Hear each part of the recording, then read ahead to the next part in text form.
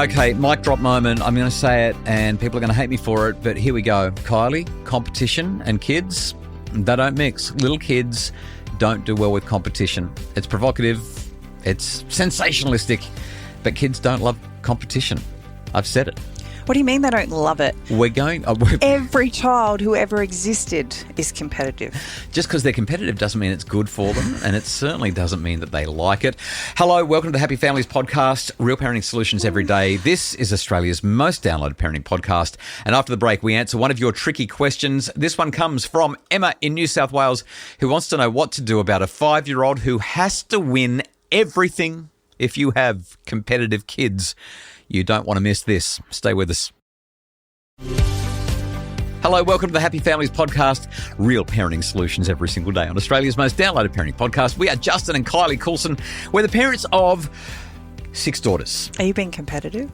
Well, it's pretty rare that I get beaten on that one, I have to say. Although I was in Perth a couple of weeks ago and somebody had 8 kids. And I just stood there and bowed down to them. I mean, what else could I do? Yeah, I would bow down to them too. That's pretty impressive stuff. Today, a conversation that I think is really important. Oh, by the way, I should finish the intro and get through the formalities. If you would like to submit a tricky question, every Tuesday we answer them on the podcast about anything that you want to talk about. Like, we mainly focus on parenting stuff, but we will literally answer any question about anything.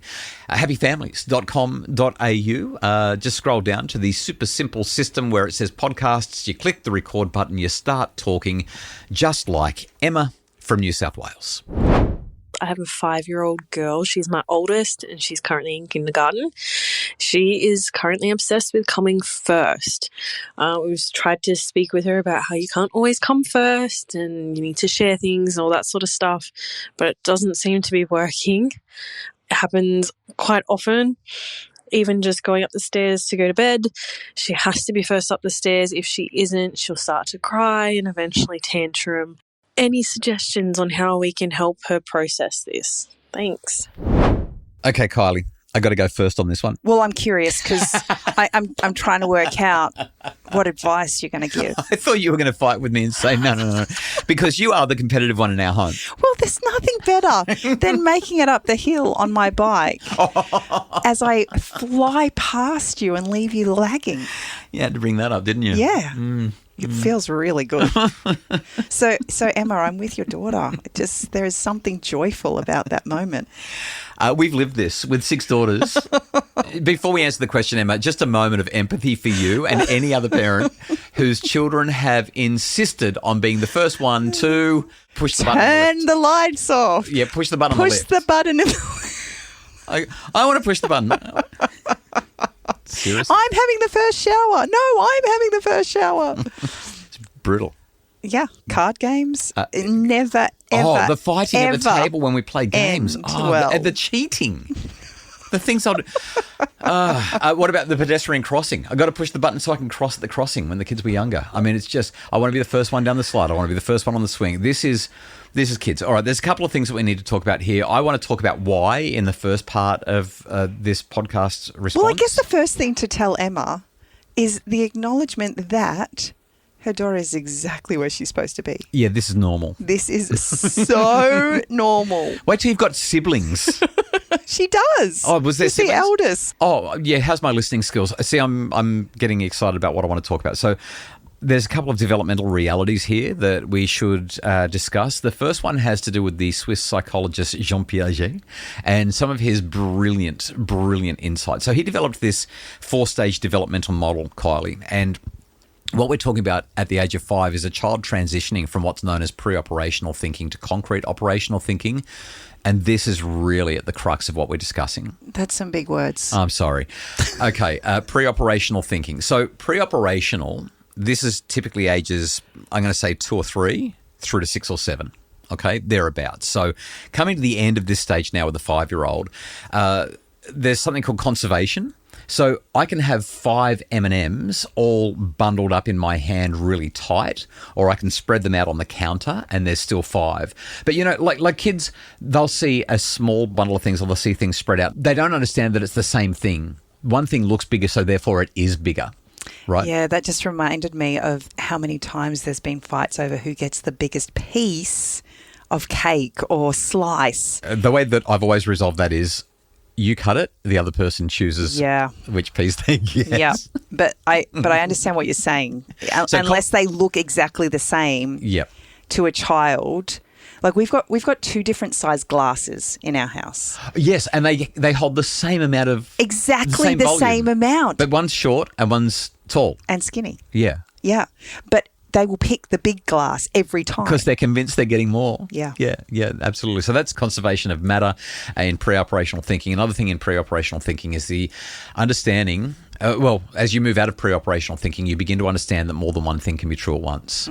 And with younger kids, they really struggle with that. So first is binary. First is concrete. First is absolute.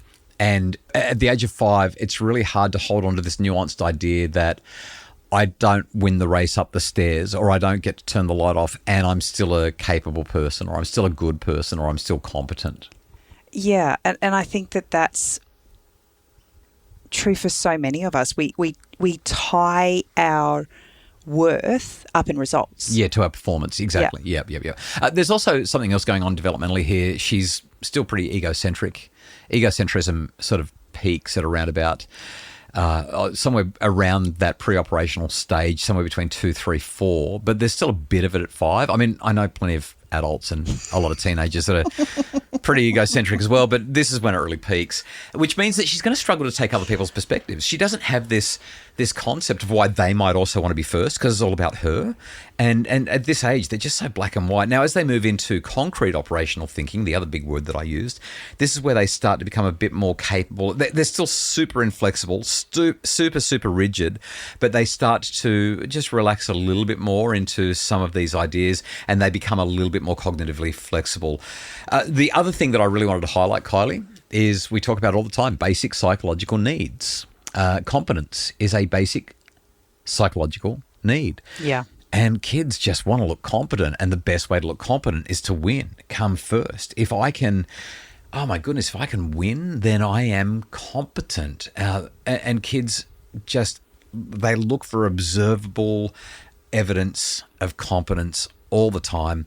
If she doesn't come first, it's not just disappointment.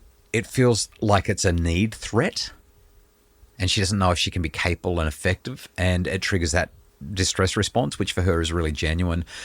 Probably also worth just highlighting, emotion regulation is still pretty low at this point. It develops across time, and kids don't get good at emotional regulation in most circumstances, most of the time until about the age of 8, 9, maybe even 10. 89, did you say? 8, 9, maybe even 10. So they're the 3 main reasons, Emma, that this is occurring, why kids are so competitive at this age. And it does get better, but it doesn't get a lot better for the next few years. Kylie, at what age would you say our children stop being competitive? They've got you for a dad. There's no. Says the mum who just relishes beating me up right on the bike, getting up the hill fast. Hey, after the break, let's talk about what to do.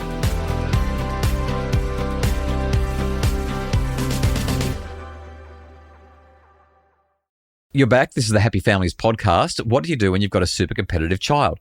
Kylie, I've got a handful of ideas, but before we jump into my ideas, do you have anything that really stands out to you as something that we have done so effectively to curtail the effectiveness of our children? I'm sorry, I'm laughing. So you don't have any good ideas. I guess my ideas are better. I'm going to go first again. Oh... You going to tell me to go, or have you got something for us? You win. Okay, let's go. First of all, relax. It's normal. It's appropriate. It's developmentally standard. Relax. If you fight against nature, you are going to lose. Nature wins all the time. Nature wins. So when I think about what she shared, she has suggested that this is her eldest daughter. So there are other children. We're not sure how many, but there are other children. And at this point, I would say that it's probably not having a huge impact on them. Too young. Because they're too young. Yep. So life is going to teach her this lesson. I shouldn't say they're too young. They don't care. They probably do care. But at this point, she's going to win and make the most noise about it. Yeah. And life will teach them. And so it might not be something that you have to stress about so much at the moment. Yeah, I don't think that it is. In fact, my last point is I'm going to wrap up with a little bit more on that. My second point is this: play games regularly, and let her lose and win in low stakes environments. So for me, I think one of the things that would help as well is if you're going to bed and you know that getting to the top of the stairs and winning is the most important thing, changing it up and saying, I'm wondering how slow you can go. Like, can you be as slow as a snail as you go up the stairs? And just giving her different actions to do the different tasks that require her to actually slow down. The third thing that I was going to suggest is to model losing well. So if you lose something, don't have a dummy spit. Make sure that she's got good models of losing, but also model winning well. And this is probably antithetical to what most people would think. Again, I started the podcast with a mic drop moment. I'm going to kind of move towards a wrap up with the same thing. I'm pretty anti-competitive. I don't really love competition, and the main reason is that for me to feel good, I have to make you feel bad. So young kids, they don't get when, like Kylie, I don't care. I love seeing you beat me up the hill. I get so much joy from it when I see that you've gone from not wanting to ride a bike at all to riding with so much confidence and so much power and so much panache that you can race me up the hill and beat me. Like it makes me happy to see you win. I don't feel like I'm less of a person for losing. And I think that when kids can see that modeled, hear stories like that, we've got this crazy idea in our society that competition is always good, that's a net positive. But for the competition is based on the premise that for me to feel good about myself, you have to feel bad about yourself. That I have to make you lose. I have to make you suffer. I have to grind you into the ground. I have to win. You have to lose. Someone's going to be sad here. It's not going to be me. That's probably an overstated, maybe even caricaturistic view of competition. But in many ways, that's what happens even in the adult world. That is the world we live in. And if our worth is tied up in our performance base, then we're always going to be feeling like we're insecure. Lacking. Yeah. Because there's always someone better. Yeah. I'd start to teach her the value of serving rather than winning. You can feel better about yourself helping other people to shine. You can feel better about yourself by... Can you help your 2-year-old walk up the stairs? Yeah. Can you help them to beat you? What kind of a head start do they need? What kind of things can you do to support them to become more competent themselves? And the last thing that I was going to say is just let her win.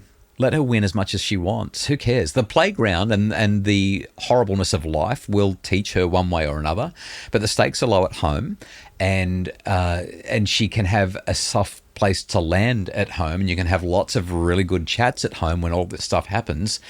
I think there's more value in letting her learn to lose on purpose and letting her learn to lose with a big heart and a desire to serve and support and help others. I like to subvert the idea that competition is going to be of benefit to kids, but it's really hard to teach them that. It takes years and lots of chats, but hopefully this has been helpful. Now, do you want the last word or should I have it?